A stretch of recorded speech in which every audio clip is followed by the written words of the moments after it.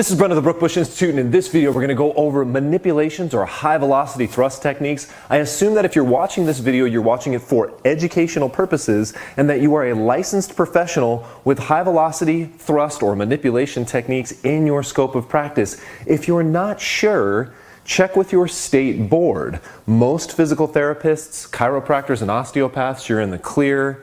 I believe that ATCs, you can't do manipulations in the United States, although other countries. Again, check your scope. Of course, massage therapists and personal trainers, these are generally not within your scope. Of course, you could continue to watch these videos just for educational purposes, learn a little anatomy, learn a little biomechanics. If you're going to do these techniques, please make sure that you have a good rationale for putting your hands on a patient. This should be based on assessment, and if you're going to assess, I'm hoping that you'll assess, use these interventions, and reassess to ensure that you're getting the result that you're looking for and have good reason to continue using this technique. In this video, we're going to go over the cervicothoracic junction manipulation or upper thoracic manipulation, that area between C6 and we'll say T4. I'm going to have my friend Yvette come out. She's going to help me demonstrate. Now keep in mind, if you're doing manipulation techniques, you're doing them to increase mobility, not just based on subjective symptoms, but also based on objective signs. So in this case, I would probably use something like cervical lateral flexion. Cervical lateral flexion goniometry is reliable, although some of our other cervical goniometry assessments are not so reliable. And then I might try to find a thoracic rotation test that works well for reassessment. The last thing I would rely on is palpation. Now, I generally do two types of palpation with this particular area. I'll do my PAs like I do when I'm doing mobilizations, and then I'll do this rotation palpation that I learned from the Maitland workshops. So the PAs here, you're going to go thumb over thumb, or you can go your piezoform hamate grip, whichever you find more comfortable. Generally, I find that I'm in this position when I'm working with neck and upper back patients like this. So to go thumb over thumb is a little bit more convenient.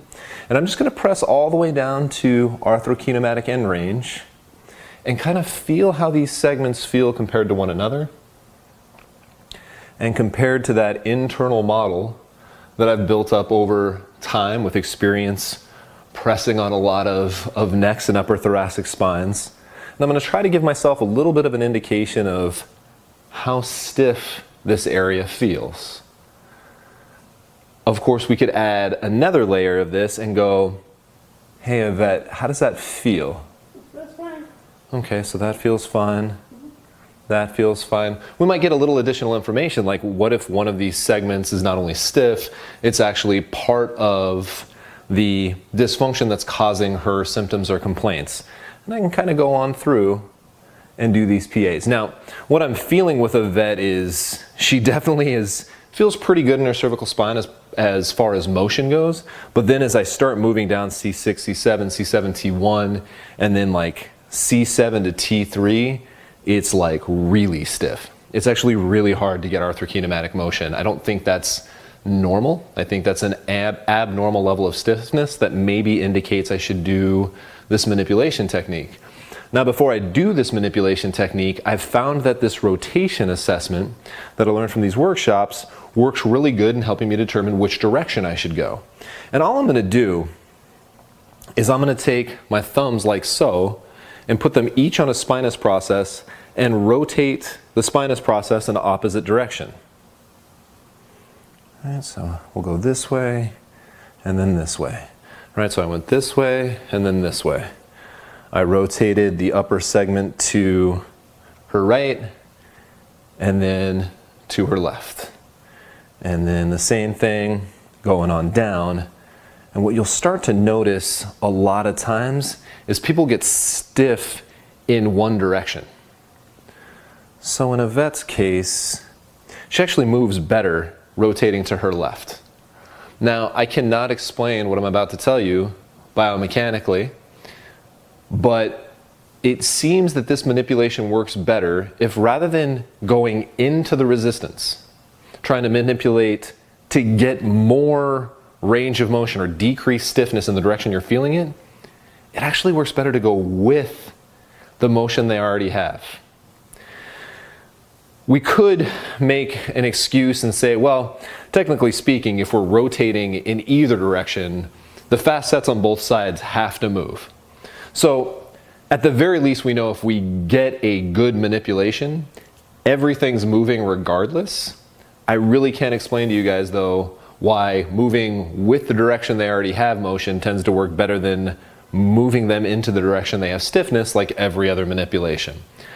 Experiment with this yourself. I think you guys will find the same thing. One thing about this technique is it's better to be right the first time, because this is one of those techniques that if somebody is a little irritable, somebody is a little inflamed, flared up, you keep reaching back and trying to do the technique over and over again, and you'll flare them up more. This is one of those techniques that you might get 1, 2, maybe 3 attempts at the most before you need to back off for the day and wait for them to come back in. So in Yvette's case, I'm going to go ahead and I'm going to rotate her this way. She moves better in this direction, and like I said, that tends to work better for this manipulation. Now, I said she's stiff in all these segments going down here. There's 2 ways to block segments, and there's an easy way to set up the joint actions that we need to lock up the upper part of her cervical spine, or the upper part of her thoracic spine as well. So what we're going to do is we can either use a thumb on a specific segment, or we can use our thenar eminence to block off several segments. This obviously is probably a little less specific and a little bit more aggressive. In Yvette's case, I'd probably start here, being that she's not somebody who's accustomed to getting a lot of manipulations. She hasn't come in to see me before. I probably want to start off a little bit more gentle and see how she responds. Now, in order to get her all locked up, I want to rotate her this way, side bend her towards me. So it's still that contralateral rotation, it's still the ipsilateral flexion, and we're still needing a little bit of extension to get in the lock position, just like we did with the cervical spine. The nice thing about this particular technique is if you just lift their head out of the head cradle and then kind of rock their head on their chin, just by turning their head, they do it automatically. All right, so you can see if I just kind of push her out of the head cradle, I'm there. Now I can tell, in this case, Yvette's guarding on me a little bit. One other thing I should probably bring up that this table does naturally, but some of you guys don't have tables with these arm thingies, is their arms need to be up. And the reason why is you want to take slack out of these muscles. If I was to try to rotate her this way, with this arm down, you can see I'm adding a lot of tension into her upper trap, and that's not going to be helpful for getting a manipulation. So you can bring both arms up. If we didn't have these arms cut out, she could actually put her hands underneath her forehead like this, and we could just turn her forehead on her hands. It would still work the same way. All right, so you can put your arms down. All right, we're gonna try not to guard. In the case of Yvette, if she is guarding and I feel like I keep getting pushed out of her spinous process and I can't hold it down with just my thumb, I might go back to my thenar eminence like this. All right, so now I can really make sure I stabilize. I just have to try to be a little bit more careful to line up the end of my thenar eminence with whatever segment I'm trying to lock out from the bottom down. All right, so in this case, I want her about there. I can then bring her this way. All right, you okay? No pain? Just relax, nice deep breath. Try to just pretend like you're laying on your pillow on your belly. All right, so I do find that that cue helps, guys, is like try to get them into like thinking about like relaxing on a pillow, okay? Now all we're gonna do for the manipulation is add a little pressure this way, right? So I'm moving this hand this way to block out, whether it's my thumb or my thenar eminence, and then I'm gonna go this way with this hand, because if I do that, I automatically push her into lateral flexion and rotation. So it ends up being a very easy technique for us. As long as you spend plenty of time getting your setup right, you make sure you get a really good lockout, all right? Get a nice deep breath, you okay? Deep breath, breathe out, and that's it. And we actually got a pretty good cavitation on that one. I know Yvette felt it. You guys, you're seeing these manipulations done on somebody who does not get manipulations done. All right, so I think that is important. That's a lot more realistic than some of the videos I see out there with people doing manipulations on people who get manipulations all the time. You do have to be careful. You do have to set somebody up well. You do have to help them with their expectations and be like, hey, this is not a big deal. It's going to be over really quick. And, you know, take a nice deep breath. And before you know it, click, and then you just let them go. And a lot of times after I do manipulations like this, I'll actually have somebody sit up, take a second before I go ahead and do my next technique so they don't feel like they're getting rapid fire, high intensity manipulation one over the other. All right, so I'm going to show you guys from this side. If I was going to manipulate her other side, I would just block this way. I would put her head on this side, and I'm not going to manipulate this way, okay? All right, so I would go ahead and put either her chin up on the table, or maybe like in this case on this head cradle, her maxilla is actually resting at the end of that headrest, right? And then I'd get her right here, and then I'd make sure I'm locked. If I need to change her head position, I can, right? I want to make sure everything's right. Again, guys, I've said this in every one of our manipulation videos. Setup is 90% of this. If you get somebody locked up right, if you've done your assessment and you're on the right segment, the manipulation, the high velocity thrust, is like the icing on the cake. In fact, I think you guys will find that if you really get good at the lock position, you'll get people to like move, manipulate, cavitate before you even get the thrust to happen a fair percentage of the time. It's kind of interesting. Like you'll just be like, okay, and you'll get them here and they'll be like, and you're like, oh, okay, I didn't even need to do the thrust.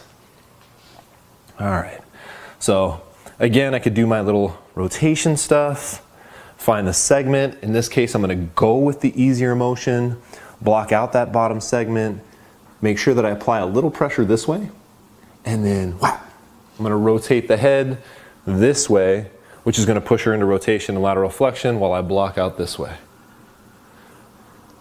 Last thing, guys, and I don't wanna come across as sounding arrogant on this, but I think it's something that needs to be said. For whatever reason, because I own this education company and I'm available online, I get a lot of individuals who come and find me after other practitioners didn't work for them. And I would say 9 times out of 10, I'm able to help somebody because something was missed. That shouldn't happen. I think this is one of those things that is very often missed.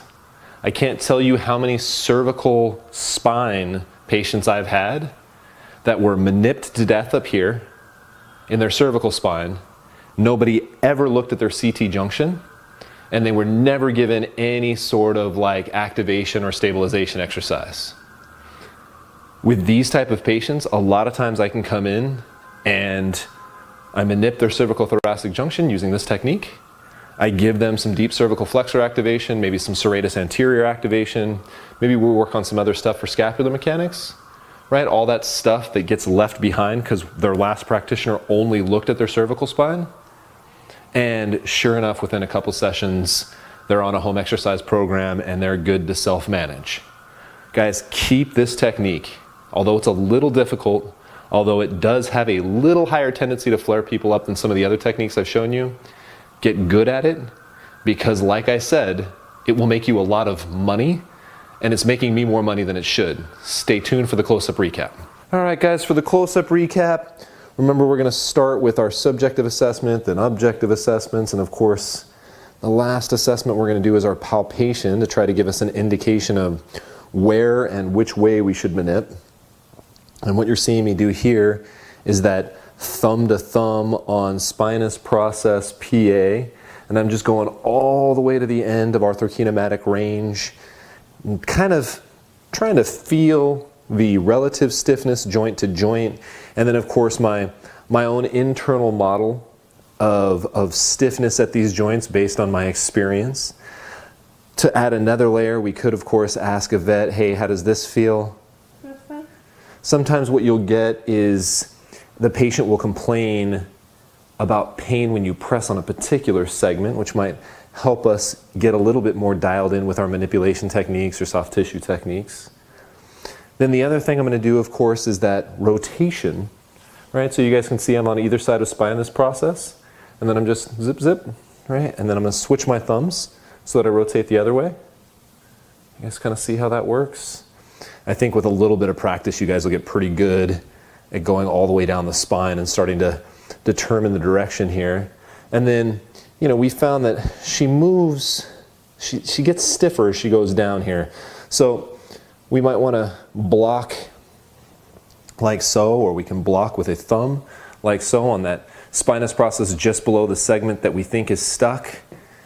And then we're moving with the direction that she moved better. I know that's very odd and doesn't make a lot of sense, but it does tend to work better based on assessment and outcomes.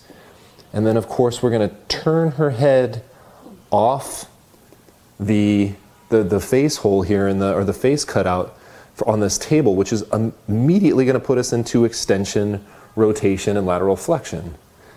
And I'll spend a couple extra seconds trying to get a good lockout position, maybe a little bit more extension, maybe try a little bit more flexion, maybe try position a different part of her face. See if that helps.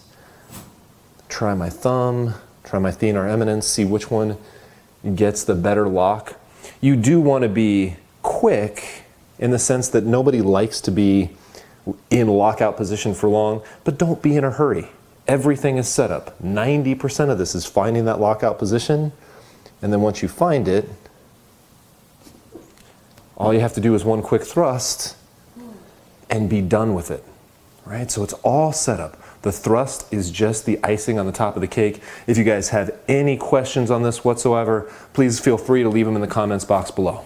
A couple of points to recap. Knowing your anatomy and knowing your biomechanics will certainly help you choose the right technique for the right patient. If you're unsure whether manipulations are appropriate due to their higher intensity, it's okay to do mobilizations. Most research points to manipulations being slightly more effective, but mobilizations being very effective. And of course, we have those videos for you if you want to start with those less intense techniques.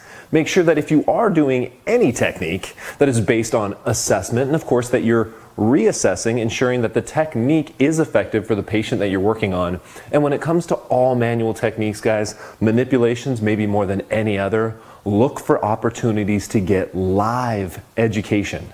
Although I know videos are convenient and I'm happy to have these up for you guys to watch, it would be so much more helpful to use those videos as a recap of one-on-one attention with somebody who's experienced with manipulation techniques. At the very least, grab a colleague, grab a friend, and start practicing these before you bring them into clinic and start using them on patients and clients. I hope you enjoyed this video. If you have any questions, please leave them in the comments box below.